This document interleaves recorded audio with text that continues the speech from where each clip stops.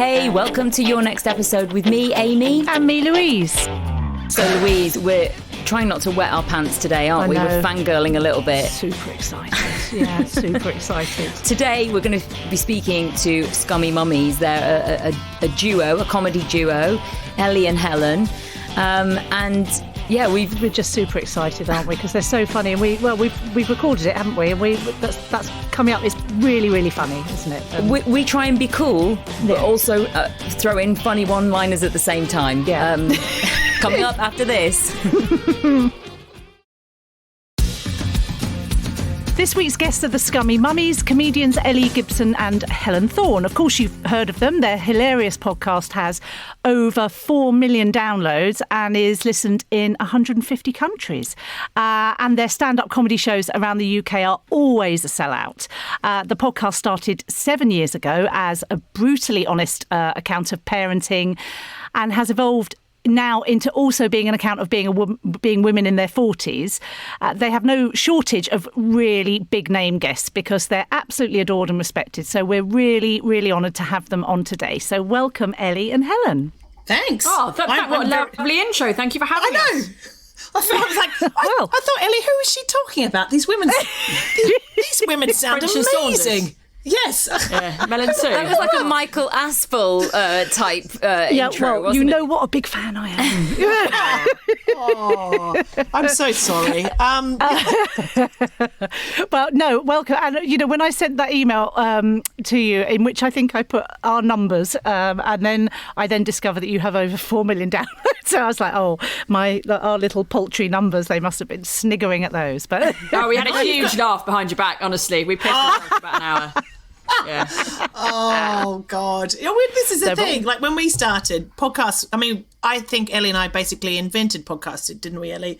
As far as I remember, yeah. Yes, it was all sort of powered by horse and cart, etc. when we started 7.5 years ago. So, if we got 2,000 downloads in a week, we were fucking Johnny Two Dicks. We were really excited about it. Are we allowed to swear on this, by the way? I realise yes, absolutely. I don't think she would have invited us on if... We've had a few incidences lately where we've had like clients who've wanted to sponsor the podcast, and they're like, yes, we want to be involved with the Summy Mummies, and then further down the line they listen to the podcast and they're like, oh no, it's too sweary and filthy. They're dreadful women. Really? Yeah. They go, we want to do a real honest portrayal of motherhood, and then they go, well, not that honest. That's too honest. No. Filthy smut. The audience will not appreciate that in any way, will they? Because you never swear in real life when you're bringing up young children. That just doesn't happen, does it? Absolutely. No, it doesn't make you want to go, for fuck's sake, every 5 minutes. No, motherhood's nothing like that. You've touched on the fact that you set this podcast up like back in the day when nobody really knew what a podcast was. Why? How did that all start? And did that come before the comedy? We're pioneers, basically. Yeah. Yes, we are the Emmeline Pankhurst of the podcasting generation in many ways, I like to say. So what happened was, it was after I had my first baby, I did a comedy course, because that's a natural progression, just to see what it'd be like. And at my third ever gig, I met Helen, who used to do comedy in Australia and then had taken a break to have kids and move over here and all of that. And anyway, surprisingly, we really got on. We haven't since, it's been very difficult, but that night we really got on. And so we were doing open mic gigs together, not as a double act, but just as mates kind of thing. And we used to just make each other laugh all the time. And my background is like in video games and tech. So I'd done games podcasts before, and I thought, well, why don't we record ourselves, make each other laugh, and put it on the internet? Because at that time, I will say this, at that time, there were parenting podcasts, but they weren't very many. They were all American, as I recall, and they were all about things like which car seat you should buy and, your favourite muslin. And we were like, that's not what I want to talk about now. No. So because it is a real backlash. Yeah, it's a real backlash, isn't it, against that? I'm imagining then, and I think there still is, that expectation of women and mothers in particular to be really nice and polite and nurturing and literally loving every minute of mothering. And your podcast is a backlash, against that, aren't there? Isn't it? And and we do we ultimately, and we do love being mothers, but it's a really difficult job, and it's hilarious and it's messy and it's confronting both, you know, as for yourself individually, but then if you're in a couple, it's really confronting as well. And all that awkwardness and hard bits, you know, is a wonderful gift to comedy. Yeah, of course. And I think, you know, it's cathartic to be able to talk about things that you find hard, and it's cathartic about talking about things that are disgusting. So I think this is the thing. It's like Ellie and I, when we met, we sort of thought, oh, well, I feel like this and she feels like this. Surely we're not alone. And it turns out we're not. It turns out there's and you know, you mentioned you know, it's listened to in 150 different countries. I think the experience of motherhood is universal, and like and all those sort of you know, those shifts in your life you know, is a really big thing to confront. So yeah, I think it's good. And also, fuck it, you know, in the early days it was a great excuse for Ellie and I to get pissed every fortnight at Ellie's house and go, oh no, we're working so that was great. Fantastic. So I guess back then you were talking about like the changing nappies and discussing all the baby phases, and I guess as you've moved out of that phase, I guess your audience has come with you, and have you, I guess you're going to be making material and content and chatting about the stuff that's happening with your kids now, or even just in your own lives. Is it grown from that? But definitely, I think, we don't really talk so much about things like childbirth and breastfeeding these days, partly because we've done podcasts about those subjects before, and also partly because it's just not what's of interest to us at the moment, to be honest.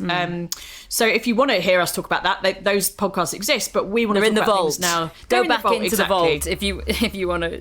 It's so good. It's really good that you didn't back yourself into that corner of just being about, oh well, we're just about parenting. It's essentially about you too, isn't it? And the chemistry that you have. That's your brand to me. Yeah, it's about struggling to make a relationship work, isn't it, Helen? Every fucking day, Ellie. So every day. Every day is a struggle. No, it is. It is. It's the Ellie and Helen show. It is a documentation of our lives, but also of the amazing people that we've met along the way, and how we've evolved as women, as parents, as comedians, all that sort of thing. God, you listen back to some of those early episodes, and do you remember, Ellie? We're like, hello, we are the Scummy Mummies. Over to you now, Ellie. It's really funny. And that's like, oh, you fucking slag, stop going on Tinder. Wear a condom, Helen. You know, like, so it's the progress. Yes. I love that. That's the progress. And a face mask, fuck's sake. Jesus Christ. Wash your fucking face and wash your fucking face mask. It's interesting that I'll confess I have actually seen you guys live. Why is that a confession? Like it's a bad thing. You're allowed to see it. Presumably you bought a ticket. I mean, absolutely did. Or something. I know, fuck me. It wasn't a comp. It wasn't a comp situation. It was just a very, very drunken night, and it was a real escape from the drudgery of having young kids at that time, because I did, and I guess it was about 3 or 4 years ago, something like that. So are you now talking about your kids and the ages that they're at and what they're going through, or have you moved from that? I think it's a mix now, because I think, you know, we have obviously connected with a huge amount of women because we're mothers, and you know, we still talk about World Book Day, and like Ellie did a really funny post about trying to quickly do a Christmas card in time, and like submitting it when it was wet. So, and just, you know, just the chaos and the mess and the endless fucking washing. I think that's important to talk about, because I think that you know, that's connection, and the fact we give our children fish fingers and chicken nuggets on most nights of the week. But I think, but also, I think we in terms of the show, in terms of the live comedy, we talk a lot more about relationships and being women and our bodies changing and all that sort of stuff, and that I find really satisfying. We're not doing jokes about nappy changing anymore, so you know, and you can only write comedy about what you know. And also, I just remember in February this year, Ellie and I were driving around the van going, geez, it's really hard to write comedy at the moment, because you know, everything's kind of going well, and we've sold out our tour. 2020's great. I'm my God, we're both married and we're both happy. And then, Oh, God. That would be the bit in the movie where the soundtrack changes slightly. Yeah, and then the car comes to a screech and then you go, fuck, and then March happened. So that was...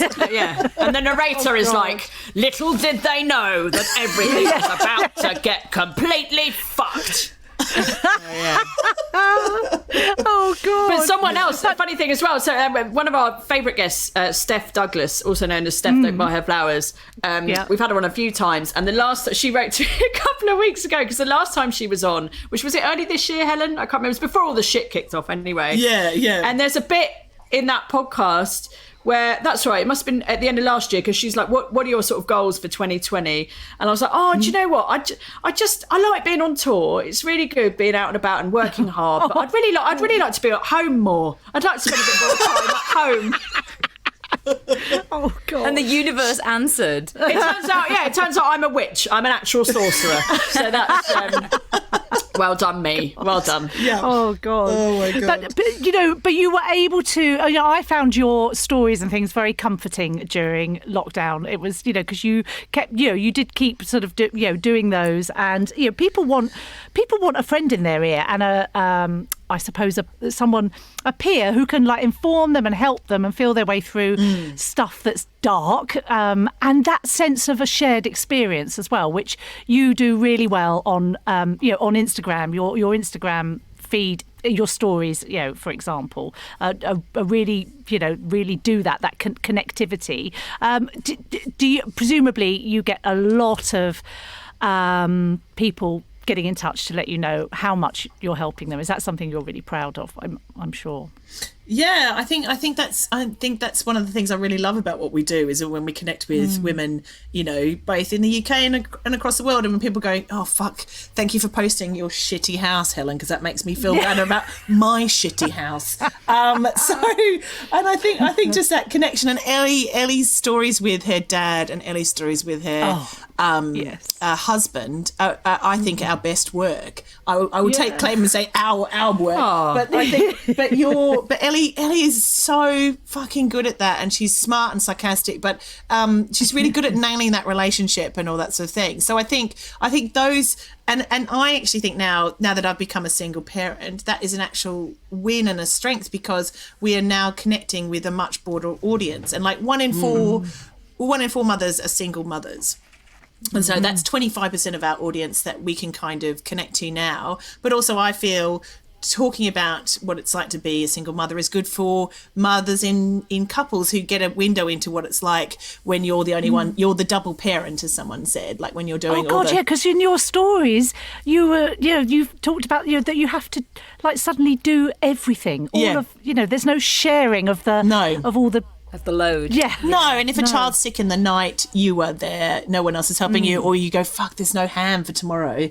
All right, kids, at 7:00 at night in the dark when it's raining, we've all got to go to the supermarket together. So I think, and that's something that if you're in a married couple, you wouldn't necessarily think about, and, just check in with your single parent friends and that sort of stuff. But on the same time, on the weekend, I have a toy myself. So, we all live vicariously through you. Yeah, so I think I just wish we were snogging somebody else, Oh yeah. So, but that sort of transition though is something that I think you've picked up on really well. That transition is really hard. So transition into parenthood, and then into single parenthood.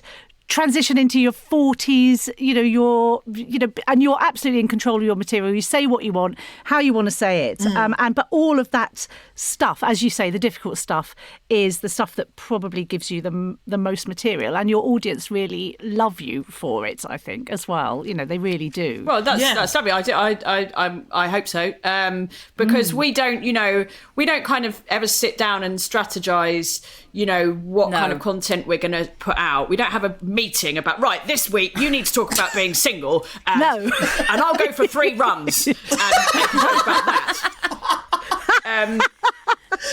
It doesn't feel contrived at all. It's very, very organic. And I think it's lazy. It feels disorganised because it's fucking lazy, mate. That's our brand. But we don't know how. Yeah, that's it. We don't know how to be anyone else but ourselves. No. And we've never set out to educate or inform. It's always just been to entertain. And so it's lovely when people write and say, oh, I didn't know this, or you've helped me with this, because we go, oh, blimey, there we go. And then we feel like Nelson Mandela for the day. So it's good. Yes. Oh. And do you feel more confident now that you're in your 40s? Has that changed? Have you developed more of a sense of freedom? Because as people go into their 40s, women in particular often say that they get that sort of like literally not giving a fuck about anything or worrying at all. Has that changed for you at all going into your 40s, or have you always been fairly like that anyway? I would say it's been a massive sort of change for me, because I've always been a show off, but there's lots of things that I've lacked confidence about. And I think, I think being 40, but also being in the Scummy Mummies, and Ellie has been an amazing influence in terms of like, there's so many things where I'd be worried about. She's like, who gives a fuck, Helen? Just do it. And so I would say, or she's like, doing drugs, or like, stealing things from shops, things like that. Just do it. Stop being so wet and just do it. Come on, I can get on with it. But you've got each other, haven't you? As well, for everything that you. Yeah. So but can we just discuss getting into dating in your 40s, Helen? Because you've become single this year. Yeah. And my understanding is, it's been a long time since you've dated, and I'm assuming that things have changed enormously. Within the dating landscape. There's apps, Tinder, Bumble, Hinge. A whole different etiquette. And that's just three of the guys she's seeing. Is it? Yeah. We haven't mentioned Fabio yet. Yeah. Dave Hinge, Tommy Bumble, and Ian Tinder, isn't it? Ian Tinder? Yeah. Ian Tinder. And his brother David Tinder. I'm seeing two Tinders at the moment.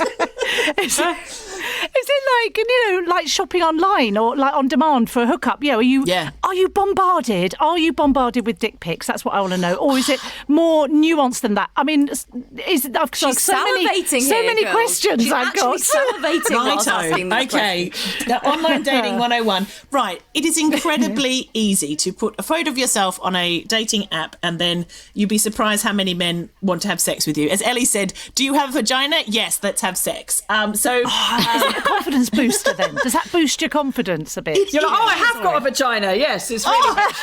We are compatible. Yes. I think in the early messy months, when you don't know who you are, you don't know what's going on. Like the dating apps are a delicious distraction, because you have gone from being someone and someone's to on your own. And like, I haven't dated for 22 years. And so to be desired, and for a hot young Italian who's 29 to say, hey, sexy lady, I'd be like, yeah, I'm all for this. So I think, if they're speaking in that accent, they're not really Italian. You do know that. No, I don't care. Shh, don't talk, Fabio. Just feel your way. So like, I think it's incredibly empowering. It's incredibly liberating, but as I've spoken to like psychologists and things about like that, you need to know your boundaries, you need to know your limits, you need to feel confident about what you want and say what you need, etc. And I found that very liberating. Like there was a time where I was texting a man, and I said, look, this is what I like, and he said, this is what I like. He said, like, I'm a dad, I've only got 3 hours, and then he popped over for 3 hours, and we did what we said we were going to do, and then he went home. Excellent. And it was very nice. I had a lovely time. That's efficiency. Yes. So yeah, but in terms of dick pics, when you said no, but can I just say, if a man said to me, "Oh, I've only got 3 hours," I'd be like, right, okay, fair enough. Yeah, have the sex. Then I've got a couple of shelves I need putting up. I can't. There's a thing in the shed I can't reach. If you could just get that for me, and maybe mow the lawn quickly, and that should take up the rest of the 2 hours and 48 minutes. Excellent. Yeah. Exactly. So I think it's and I'm having a little break from the apps at the moment for all sorts of reasons. But I really, I'm enjoying the process of it, and also I'm not in any hurry to be in a relationship. So having having these experiences are great. And some people, yes, have sent me dick pics and all that sort of stuff. But the person I'm seeing at the moment doesn't send me dick pics. He sends me pictures of the food that he makes. And do you know what? I find that more erotic. He's sending me pictures of like cinnamon swirls that he's been making and things like that. And I'm like, wow. Do you know what? That's what I like. That's what I need right now. Or he'll send me, you know, music that he likes or whatever. And so there's sort of nicer, sort of gentler exchanges that actually are actually kinder and more actually satisfying when you go, oh, I like that song or whatever. And so, and you know, and those sort of things. So I think that's great, but it can get incredibly addictive, and you can use them in the wrong way. You can spend hours just sort of scrolling through, wanting to be wanted, and so you've got to kind of. But you know, I've had some lovely dates with some lovely men, and I've had a lovely time. Oh, brilliant! Oh, good. So I feel great about it. But and you've got to know when it's too much and when you can have a break from it. And also, masturbation is a wonderful thing. And so you know, all that sort of self pleasure and all that sort of shit is great. Yeah. So anyway, la la la. Yeah. Can I also ask though, is it a problem with, like, because you're really well known? I mean, you know, what has that been an issue with dating? And also, well, I mean, I suppose, do you have much of a male audience? No one knows who I am. No one, but they can Google me very quickly. So, and also, I think it's more of a testament to the blokes. If they see, like, there's literally thousands of photos of me on the internet looking shit and you know and messy and if they're cool with that, then I'm kind of cool with them, because most of them go, no, I think it's really cool that you're a badass and empowered and I can see what you're doing for women. And then I kind of think, well, no, you're all right if you can sort of if you're cool with that and you can see that I'm a pretty cool lady. But yeah, so I think that's kind of a test for them in a way. Yeah, and I imagine that anyone who's then goes, oh, I'll go and listen to her podcast is probably going to fall, you know, madly in love. Madly in love, because you know, like, do you offend men? Do you think, or do you have any idea what men think of your podcast? Do they come to your live shows? I mean, no, I don't. They do. Something we have. Oh, sorry, I thought you meant the people I was sleeping with. No, I mean. No, anyway, of them carry on. Men out. in general. Ellie, you answer this bit. I thought you mentioned that. I thought you did mean the people she's been sleeping with as well. But I've actually been sleeping with a lot of the same people, so I can speak to that. Is someone opening a Cadbury selection box? What is that noise? Oh, sorry, no, I was just eating some chocolate. We're doing a podcast. I'm speaking. I'm talking. I was just really hungry. Helen, let me explain to you how podcasts work. The microphone doesn't automatically turn on and off according to whether or not you are speaking. It keeps recording. That's how that works. We've only done 191 episodes. I should have explained it before. You're quite right. If I may continue. And how did I know it would be chocolate? There we go. Yes, you did. So, yes. So we do have, we usually have maybe 2 to 5 men at each of our shows. And so not a huge percentage, but do you know what? We've had some really lovely moments. Sometimes I have a bit of banter with them, and often they're hilarious and they get into it very quickly. And a lot of them have come up to us after the show saying, do you know what, I wasn't sure what this was going to be, or I was a bit nervous when I walked in and saw it was all women, or, you know, but I loved it, and it was and it was so funny. And a lot of men say, I think you've just expressed every thought my wife has ever had in her head. I'm like, well, you know, you're welcome. So we totally say to men, you're very welcome at the shows, and we won't bite you. Apparently it's a good laugh. Good. And you have men on your podcast, don't you, as well? So, totally. I mean, blokes should be, you know, listening. They should be represented, shouldn't they? Especially the white middle class ones. They just don't get enough representation. Oh my God. It's time they had a voice. It's time. It's their time. This is their moment. Yeah. This is their moment. That's what I'm saying to you. We were just talking, I'm thinking back to that open mic night where you guys met, and just serendipity, and I'm so glad that just sparked something. And we talk a lot about friendship on this podcast, and, you know, healthy friendships and sort of working together, being best of friends. I mean, it does that come very naturally? I mean, is it ever hard work? You seem like you could get through any passive aggressive problem by just being hilarious, but like, do you have time apart sort of actively, or does it all come very naturally? It's a daily struggle. Yeah, I mean, thank God for lockdown. That's what I'm saying. No. No, you bubbled with each other, didn't you? Yeah. And of course, and I think that we are many things to each other in terms of friends, business associates, all the things, and we have boys who are 11 who were born 11 days apart, and they're friends and all that sort of stuff, and we've been on holidays together and all those lovely things. But yeah, I think it's a different relationship, like a comedy partner relationship, and there's been lots written about it. It's a really amazing thing, but also we're both ambitious, and we both want to work well, and ultimately our friendship and everything is based on liking each other, but also there's money involved now, as well. Yeah. But yeah, ultimately I just want to be Ellie's friend. Like, that's the greatest gift that's come out of this. And money. We spent after money. Money's been great. Yeah.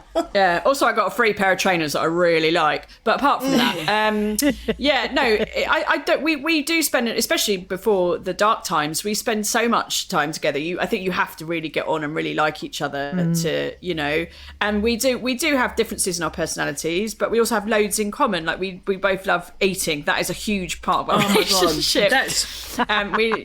We love pubs and restaurants and drinking and ham, and that's definitely we've always got that. But Did you used to go away like as families together on holidays and stuff? Did you ever do that? We didn't know each other before we had kids. Before we started the comedy either, did we, H?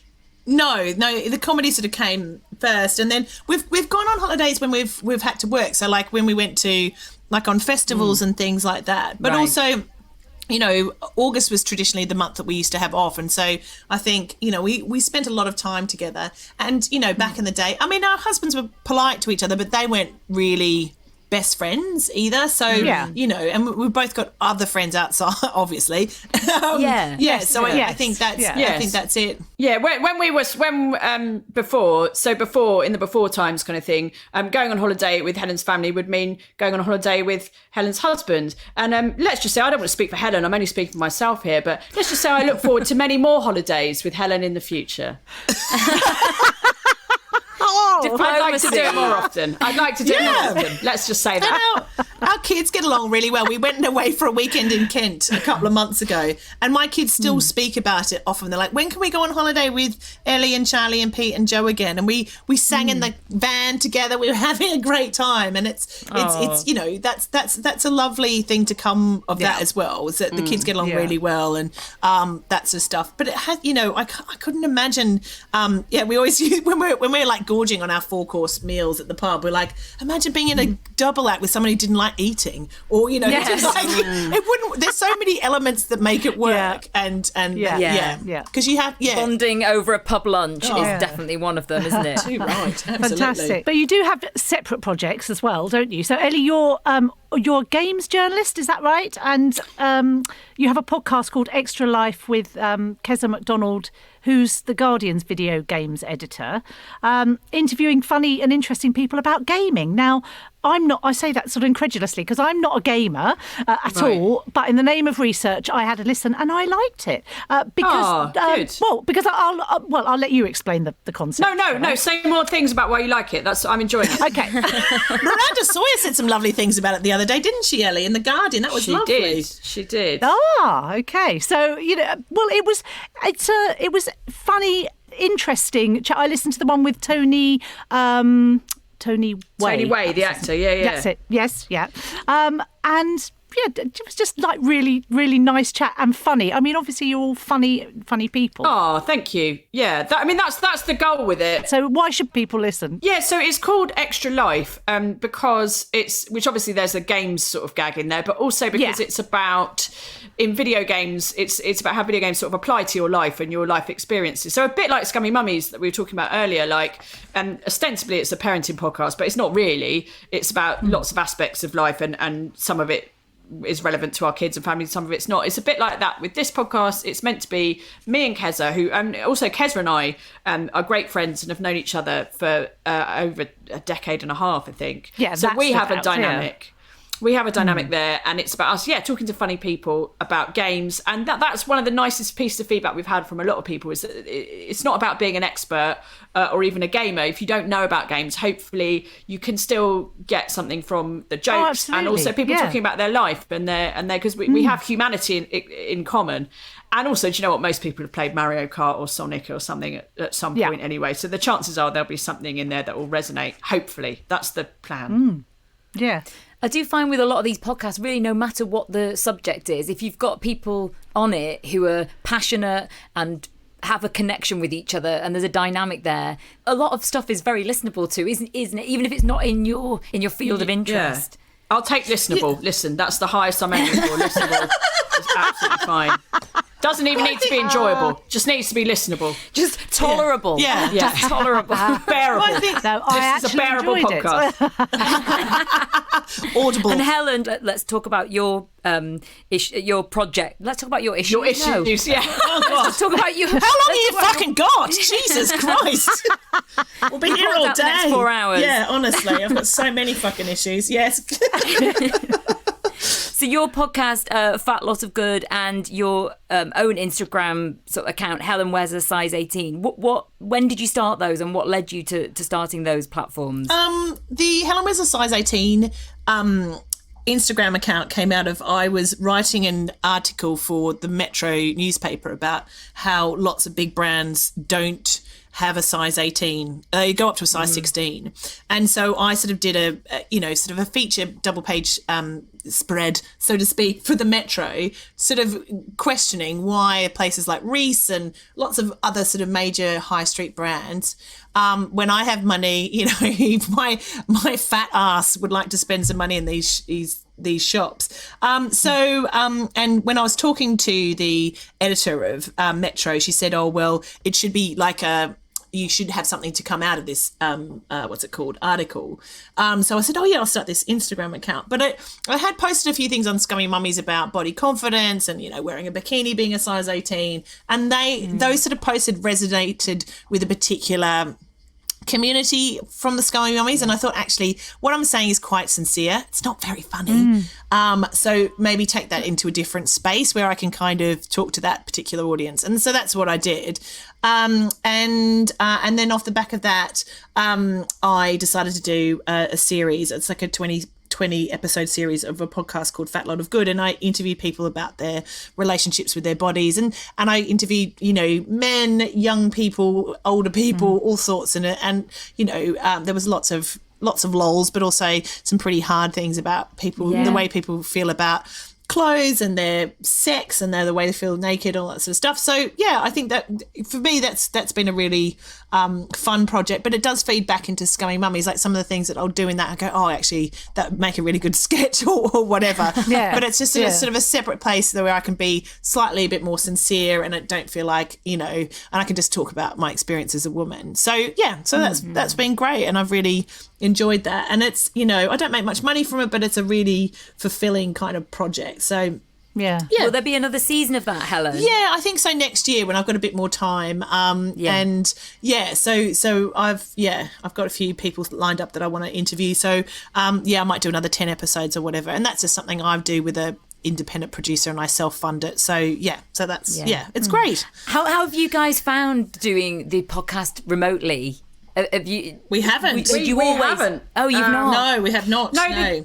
The thing with ours is we've always done it in person, and one of the things people say they like about it is that it feels like sitting around a kitchen table having a bottle of wine with friends, and we wanted to try and preserve that. So when we knew the second lockdown was coming, we kind of got a load in the bank kind of thing.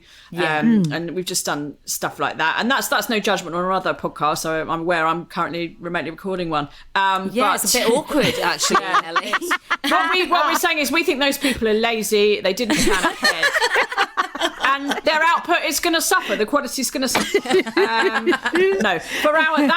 That's our house style, and that's how we kind of like to do it. So, and also, I am quite lazy, and I'm the technical person, so I'm in charge of all the editing and the recording and the sound quality and all of that. And I can't be fucked to work out how clean feed works. That will take a whole afternoon. No, absolutely. Just to make people come round my house. Yeah. With our remote recording, what we want to go for is for everyone just to feel a bit detached and like they're not really like there's no sort of continuity or smooth flowing. That's what we were going for. Let me tell you, you're achieving it. You're doing really well there, guys. You're doing really well. Well done. So going forward, the Scummy Mummies podcast will go from strength to strength, no doubt, and at some point, are we likely to be treated to scummy grannies? I mean, you're going to be going for a long time, aren't you? I hope so. Like I look up to people like French and Saunders, who of course have done separate projects, but they're always back together again. And I can't imagine not having Ellie in my life and not doing this. So I think that's good. But also I think what's really lovely about people who come to our show saying, "Oh, I've listened to you since the beginning," they're sort of invested in us as friends, and they absolutely, and they like they. We're not staying the same. We both are evolving. And what I like, and I hope this is okay, Ellie, I think it's really nice that both of us are revealing a bit more of our truer selves. Like the other day, Ellie did a thing about her very neat knickers drawer, and I love that about that. And I think the older that we get and the more we have a mutual trust in our audience, that we can be a little bit more vulnerable with them. And I think people really appreciate that. Like they know that they know that my house is a fucking shit pit.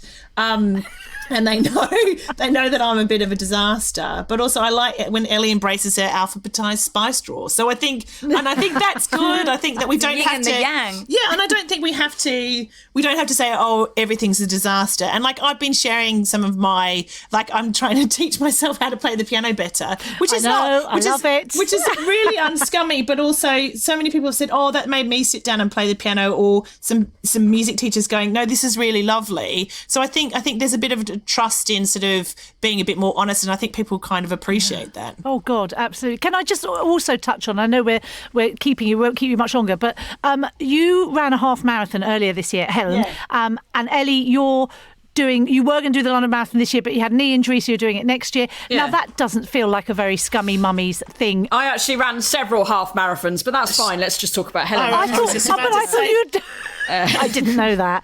She ran for the London Marathon. I just banged on about it a bit more. No, Ellie ran a half marathon, I think, in about it was 2 hours and 20 minutes, and I did it in 2 hours. Sorry. I did it in 2 hours and 50 minutes. Right. But Ellie's very fast and very good. I'm just saying. Have you always enjoyed running though? Was that something in your 30s, or is it? Have you just I did do it a bit before I had kids. Yeah, I did. Right. I did, but only like couch to 5K and stuff like that. Yeah. And then when lovely Bryony got in touch and said, would we like to do the marathon? Then I got really, really into it, and I got really far, and I was like running up to 20 miles before the marathon, and then of course it was cancelled, and then my knees went. So I've had to start again from scratch doing the couch to 5K. And last time I sort of didn't want to show off about it, like we were talking about. I didn't want to show off too much about it because running can be a bit smug and a bit blah blah blah. But actually this time I've gone, do you know what, I'm just going to document this couch to 5K thing, if anything, just as an accountability thing, because it will make me do it, And I've been astonished, honestly, and all these people have written to us and gone, no, we like the running videos, and like loads of people said, oh, you've inspired me, and I'm gonna start doing it. There's a woman saying she's starting next week because of a video I did today and stuff like that. So what I'm saying is I am the Michelle Obama of Catford, is what I'm saying to you. I'm an inspiration. I've always said that, Ellie. I've always said that. You've always said that. You've always said that. But also I like that Ellie's being more vulnerable. I think that we have to, we can trust our audience and trust ourselves that there's that connection. And I think that's hard. And and I think and people love the videos, as I was saying earlier, about Ellie and her husband as well. It's cool for us both to represent Ellie being in a relationship and me being on my own. Like, I think that's really good as well. And I think that's the strength in having two people running one Instagram account, is that like people will find they're not going to connect with everything that we do, but they'll connect with one of us all the time. And I think that's to do with as well that wasn't like I sat down one day and was like, I know, I'm going to be more vulnerable. It was like I think I loved that meeting, Ellie. That vulnerability Zoom we did was amazing. Yeah, my husband was over the moon. No, it was like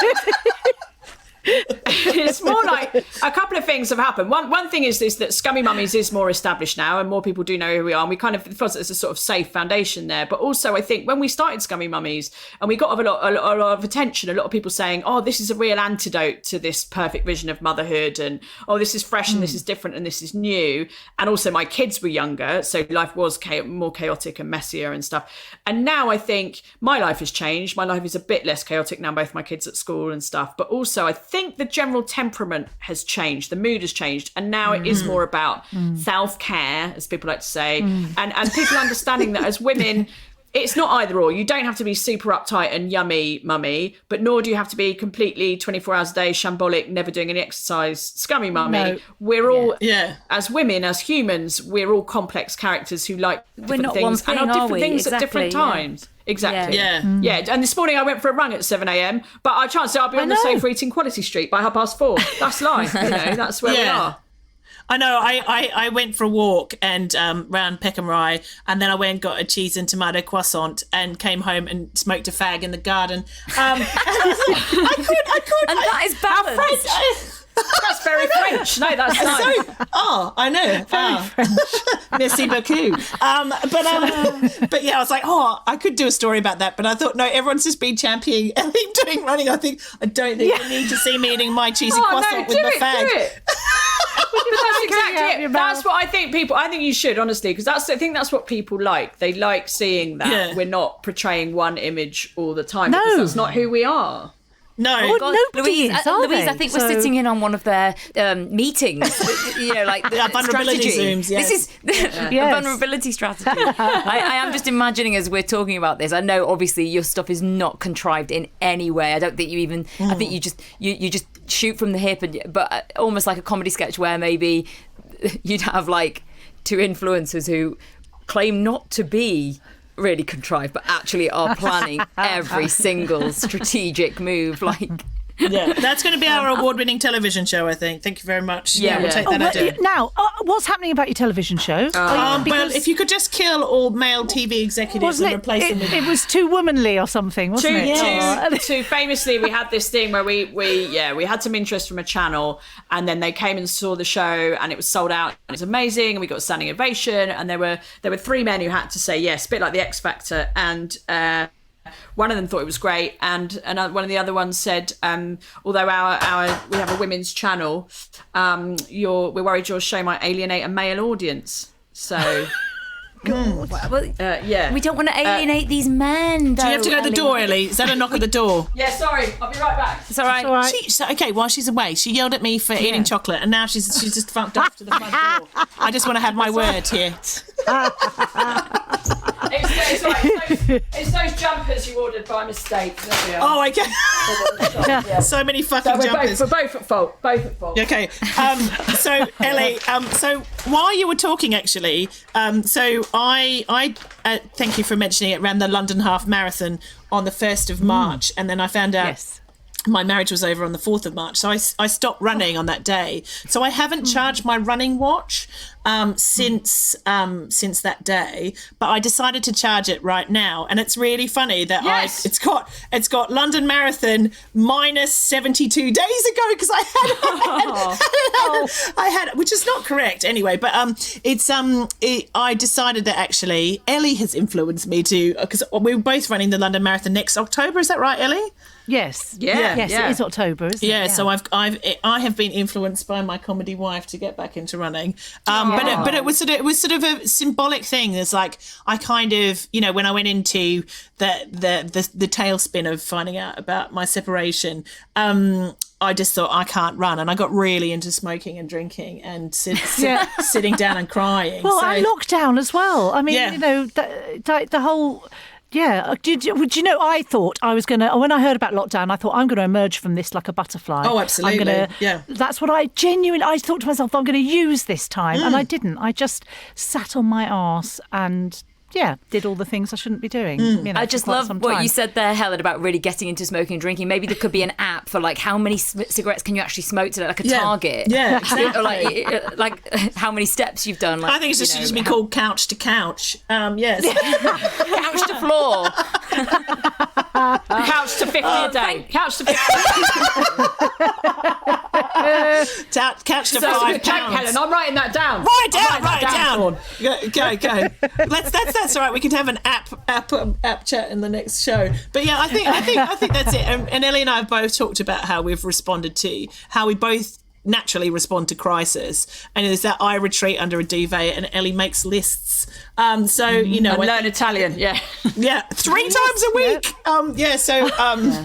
And eat chocolate during podcast recordings. I think that's good. But again, that's what balances us out, is that, you know, we both have different responses. And I said this on a podcast the other day, is that you can't have two racehorses in a pen. You've got to have a racehorse and a donkey. For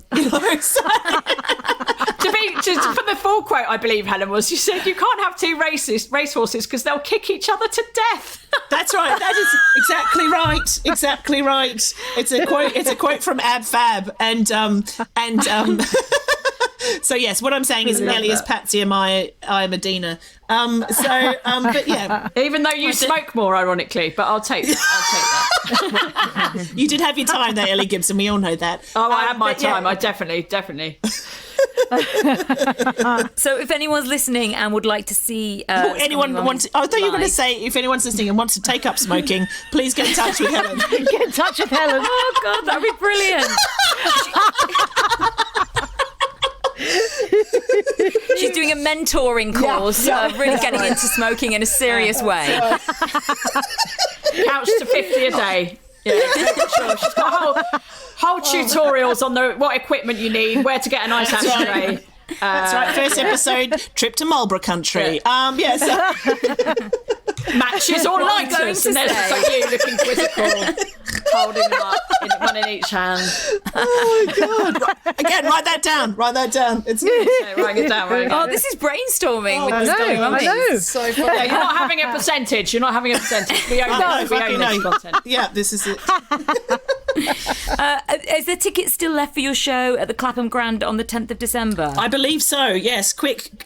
Yes, buy those tickets. The ticket link is on ScummyMummies.com, but also you can go to the Clapham Grand, click through. 10th of October, and it's all socially distanced, very safe, isn't it, Ellie? Yeah. It's a brilliant venue. All the measures that they've taken for this to happen is just incredible. Yeah, they're brilliant. Any other gigs coming up? Cirencester on the 8th of December, and then we've got shows are all sort of kicking off basically from January. We start, I think we've got 3 nights at the Royal Theatre in Winchester. Yes, I think that's nearly sold out as well, isn't it? So yeah, we've got Finchley as well in January, and Worcester, or maybe Worcester's not happening, not sure. But then Leatherhead in February, hopefully back to Clapham, maybe Chipping Norton, and then really from March, we've got Sevenoaks, Maidstone, Barnsley, Ulverston, Sutton Coldfield, Harlow, Newbury, Bath. I mean, so it's really kicking off. Fantastic. And are you going to be back at the Edinburgh Fringe next year? Is that happening? Do you know? Basically, I'm hoping to have had all 3 vaccines by then. So assuming that happens, why not? I don't know. Who knows? They don't know what's going on with it, so we can't presume. No, and Edinburgh last year was absolutely phenomenal, but it is a big ask. It's a month away from our children because it's fun like that.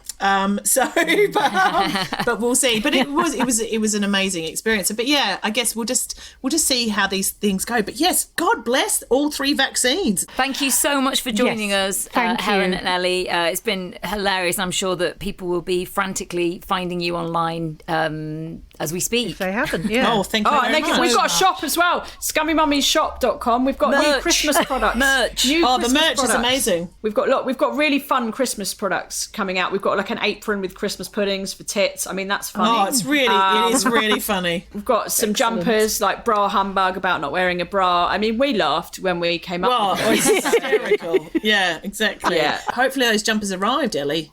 They are the jumpers that we're going to take some photos of. Oh, these are Christmas ones. Open them up. Open it up. Fantastic. Yeah, that's great. Big reveal. Big reveal. Yeah. Oh, these are worth. We're not charging enough for these. That's awesome. Fantastic. So thank you so much. Thank you very much. Thank you. Nice to talk to you. Thank you for having us. Thank you. Have a lovely Christmas. Oh, thank you. A podcast from producerpaul.co.uk.